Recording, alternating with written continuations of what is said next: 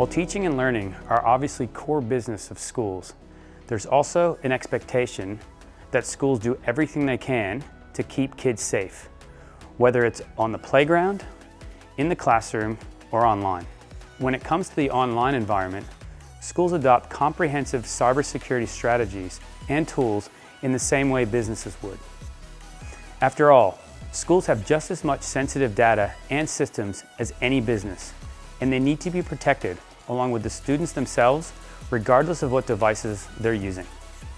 However, schools don't always have the resources, budgets, or knowledge internally to put strong and up-to-date protections in place.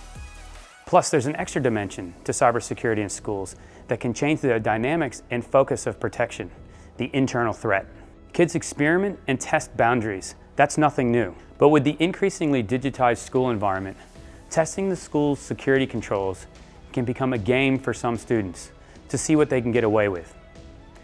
Sometimes that's a relatively harmless activity, but it can also be serious, such as cyberbullying, theft of data, stealing credentials, and system disruption. So with me today is David Wayne, Data3's National Practice Manager for Education. Hi David, how are you today? Good to be with you, Rich. David, we see the challenges this balancing act causes on a regular basis. How are schools approaching it?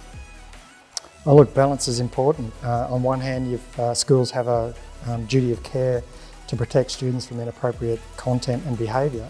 On the other hand, teachers and students need access to websites and platforms that don't necessarily always have appropriate content for a particular age group or cohort. So the easiest thing to do is to just block those sites or those platforms, but that gets in the way of teaching and learning. So I think what schools need to do is to look for solutions that have a high degree of automated protection, but at the same time can provide some flexibility around those security controls so that a teacher can unblock a site, for instance, in real time if he or she needs that resource for a classroom activity.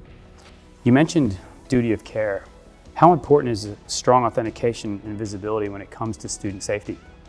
Now look, managing student safety and wellbeing in a digital environment, schools need to understand who is doing what on the network and the who is the authentication piece. And that can be quite challenging, particularly in a BYO and OD environment.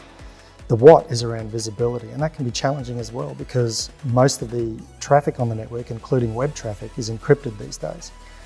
So schools need strong security infrastructure like next generation firewalls that are capable of doing real-time SSL packet inspection, but they also need automated tools to help them detect and respond behavioural and emotional cues so that might indicate students are off task or something worse.